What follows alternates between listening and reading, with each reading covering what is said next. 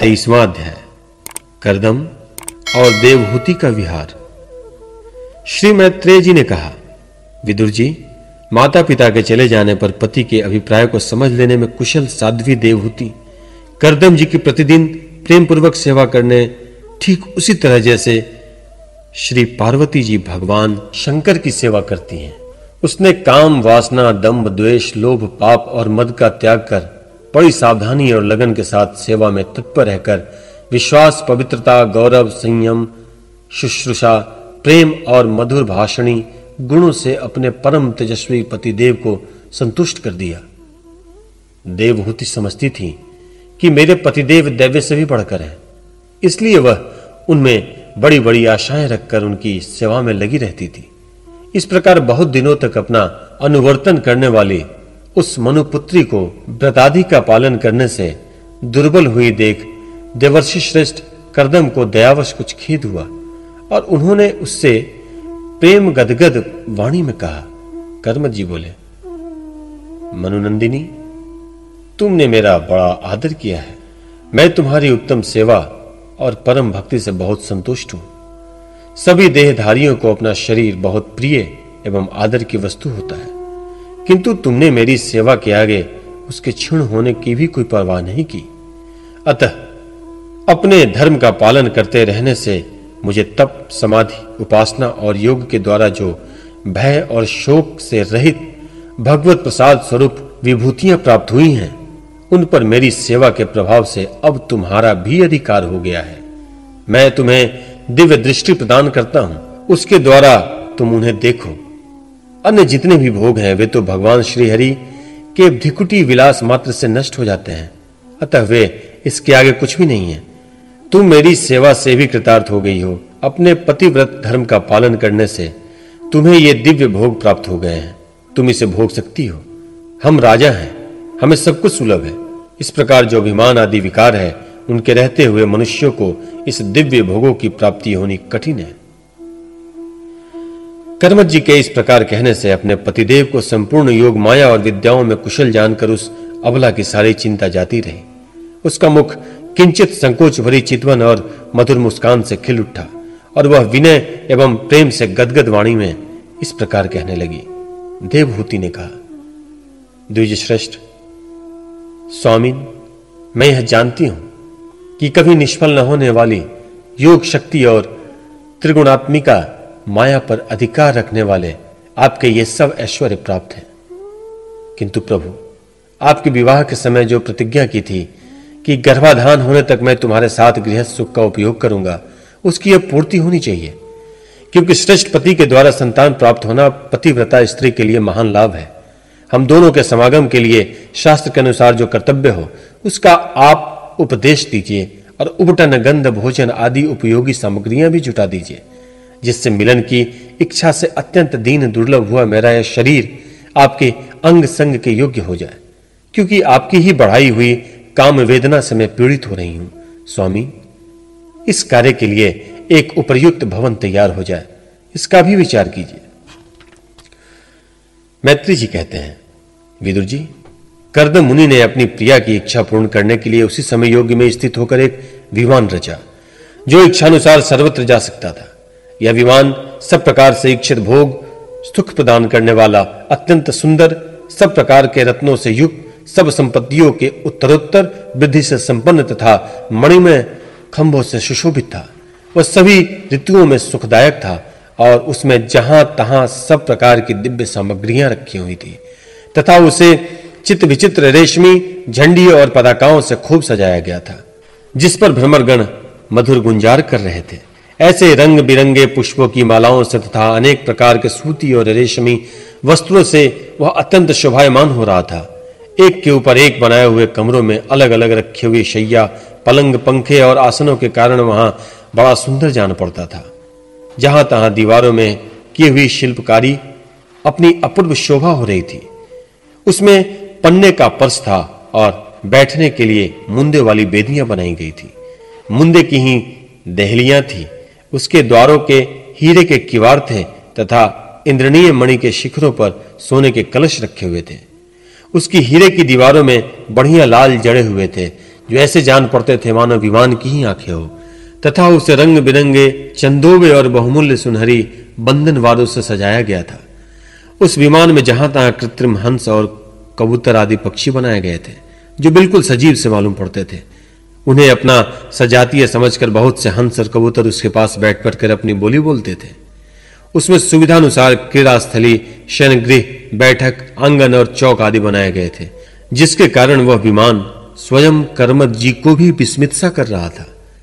ऐसे सुंदर घर को जब देवहूति ने बहुत प्रसन्न चित्त से नहीं देखा, तो सबके आंतरिक भाव को परख लेने वाले कर्मठ जी ने स्वयं कहा, भीरू, तुम इस बिंदु सरोवर में स्नान करके विमान पर चढ़ जाओ। यह विष्णु भगवान का रचा हुआ तीर्थ मनुष्यों को सभी कामनाओं की प्राप्ति कराने वाला है। कमल लोचन देवहूति ने अपने पति की बात मानकर सरस्वती के पवित्र जल से भरे हुए उस सरोवर में प्रवेश कर लिया। उस समय वह बड़ी मैली कुचैली साड़ी पहने हुई थी। उसके सिर के बाल चिपक जाने से उसमें लटें पड़ गई थी। शरीर में मैल जम गया तथा स्तन कांतिहीन हो गए थे। सरोवर में गोता लगाने पर उसने उसके भीतर एक महल में 1000 कन्याएं देखी। वे सभी किशोर अवस्था की थी और उसके शरीरों से कमल की सी गंध आ रही थी। देवहूति को देखते ही वे सब स्त्रियां सहसा खड़ी हो गई और हाथ जोड़कर कहने लगी, हम आपकी दासियां हैं, हमें आज्ञा दीजिए, आपकी क्या सेवा करें। विदुर जी, तब स्वामिनी को सम्मान देने वाले उस रमणियों ने बहुमूल्य मसालों तथा गंध आदि से मिश्रित जल के द्वारा मनस्विनी देवहूति को स्नान कराया तथा उसे 2 नवीन और निर्मल वस्त्र पहनने को दिए। फिर उन्होंने ये बहुत मूल्य के बड़े सुंदर और कांतिमान आभूषण, सर्वगुण संपन्न भोजन और पीने के लिए अमृत के समान स्वादिष्ट आसव प्रस्तुत किए। अब देवहूति ने दर्पण में अपना प्रतिबिंब देखा तो उसे मालूम हुआ कि वह भांति-भांति के सुगंधित फूलों के हारों से विभूषित है, स्वच्छ वस्त्र धारण किए हुए है। उसका शरीर भी निर्मल और कांतिमान हो गया है तथा उन कन्याओं ने बड़े आदर पूर्वक उनका मांगलिक श्रृंगार किया है। उसे सिर से स्नान कराया गया है। स्नान के पश्चात अंग अंग में सब प्रकार के आभूषण सजाए गए हैं तथा उसके गले में हार, हुमेल, हाथों में कंगन और पैरों में छमछमाते हुए सोने के पायजेब सुशोभित हैं।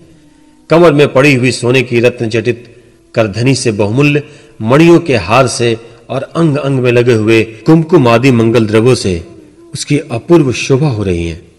उसका मुख सुंदर दंतावली, मनोहर भौवे, कमल की कली से स्पर्धा करने वाले प्रेम कटाक्ष में सुंदर नेत्र और नीली अलकावली से बड़ा ही सुंदर जान पड़ता है। विदुर जी, जब देवहूति ने अपने प्रिय पतिदेव का स्मरण किया तो अपने को सहेलियों के सहित वहीं पाया जहां प्रजापति कर्दम जी विराजमान थे। उस समय अपने को सहस्त्रों स्त्रियों के सहित अपने प्राणनाथ के सामने देख और उसे उनके योग का प्रभाव समझकर देवहूति को बड़ा विस्मय हुआ। शत्रु विजयी विदुर, जब कर्मठ जी ने देखा कि देवहूति का शरीर स्नान करने से अत्यंत निर्मल हो गया और विवाह काल से पूर्व उसका जैसा रूप था उसी रूप को पाकर वह अपूर्व शोभा से संपन्न हो गई है। उसका सुंदर वक्ष स्थल चोली से ढका हुआ है। हजारों विद्याधरियों उसकी सेवा में लगी हुई हैं तथा उसके शरीर पर बढ़िया बढ़िया वस्त्र शोभा पा रहे हैं।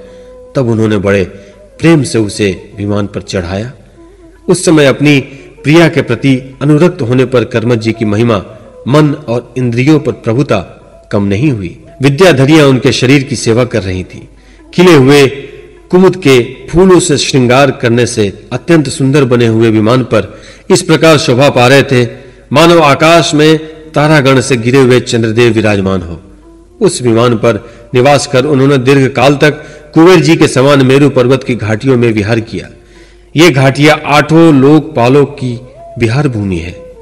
इनमें कामदेव को बढ़ाने वाली शीतल मंद सुगंध वायु चलकर इनकी कमनीय शोभा का विस्तार करती हैं तथा श्री गंगा जी के स्वर्गलोक से गिरने से मंगलमय ध्वनि निरंतर गूंजती रहती है। उस समय भी दिव्य विद्याधरियों का समुदाय उनकी सेवा में उपस्थित था और सिद्धगण वंदना किए जा रहे थे। इसी प्रकार प्राण प्रिय देवहूति के साथ उन्होंने वैश्रंभक, सुरसद, नंदन, पुष्पभ्रद और चैत्र रथ आदि अनेक देवदानों और मानव सरोवर के अनुराग पूर्वक विहार किया। उस कांतिमान और इच्छानुसार चलने वाले श्रेष्ठ विमान पर बैठकर वायु के समान सभी लोकों में विरसते हुए कर्मठ जी विमान बिहारी देवताओं से भी आगे बढ़ गए। विदुर जी, जिन्होंने भगवान के भव भयहारी पवित्र पाप पद्दों का आश्रय लिया है, उस धीर पुरुष के लिए कौन सी वस्त्र या शक्ति दुर्लभ है। इस प्रकार महायोगी कर्मठ जी का सारा भूमंडल, जो द्वीप वर्ष आदि की विचित्र रचना के कारण बड़ा आश्चर्य में प्रतीत होता है, अपनी प्रिया को देखकर अपने आश्रम को लौट आए। फिर उन्होंने अपने को 9 रूपों में विभक्त कर रति सुख के लिए अत्यंत उत्सुक मनु कुमारी देवहूति को आनंदित करते हुए उसके साथ बहुत वर्षों तक विहार किया, किंतु उनका इतना लंबा समय एक मुहूर्त के समान बीत गया। उस विमान में रति सुख को बढ़ाने वाली बड़ी सुंदर शैया का आश्रय ले अपने परम रूपवान प्रियतम के साथ रहती हुई देवहूति को इतना काल कुछ भी न जान पड़ा। इस प्रकार उस कामसक्त दंपत्ति को अपने योग बल से सैकड़ों वर्षों तक विहार करते हुए भी वह काल बहुत थोड़े समय के लिए ही समान जान पड़ा। आत्मज्ञानी कर्मठ जी सब प्रकार के संकल्पों को जानते थे, अतः देवहूति को संतान प्राप्ति के लिए उत्सुक देख वह भगवान के आदेश को स्मरण कर उन्होंने अपने स्वरूप के 9 विभाग किए और कन्याओं की उत्पत्ति के लिए एकाग्रचित्त से अर्धांग रूप में अपनी पत्नी का भावना करते हुए उसके गर्भ में वीर्य स्थापित किया। इससे देवहूति के एक ही साथ 9 कन्याएं पैदा हुईं। वे सभी सर्वांग सुंदरी थीं। उनके शरीर से लाल कमल की सी सुगंध निकलती थी। इसी समय शुद्ध स्वभाव वाली सती देवहूति ने देखा कि पूर्व प्रतिज्ञा के अनुसार उसके पति संन्यास आश्रम ग्रहण करके वन को जाना चाहते हैं, तो उसने अपने आंसुओं को रोककर ऊपर से मुस्कुराते हुए व्याकुल एवं संतप्त हृदय से धीरे धीरे अति मधुर वाणी में कहा।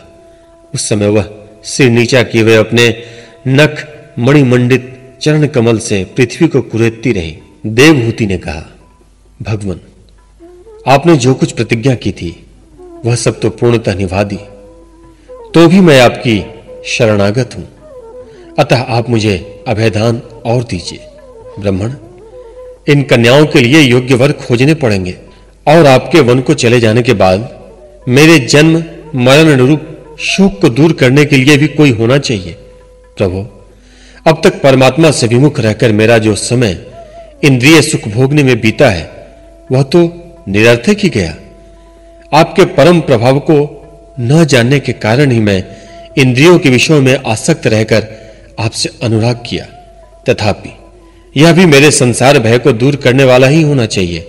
अज्ञानवश अस्त पुरुषों के साथ किया हुआ जो संग संसार बंधन का कारण होता है, वह सप्त पुरुषों के साथ किए जाने पर असघनता प्रदान करता है। संसार में जिस पुरुष के कर्मों से न तो धर्म का संपादन होता है, न वैराग्य उत्पन्न होता है और न भगवान की सेवा ही संपन्न होती है, वह पुरुष जीते जी मुर्दे के समान है। अवश्य ही मैं भगवान की माया से बहुत ठगी गई, जो आप जैसे मुक्तिदाता पतिदेव को पाकर भी मैंने संसार बंधन से छूटने की इच्छा नहीं की।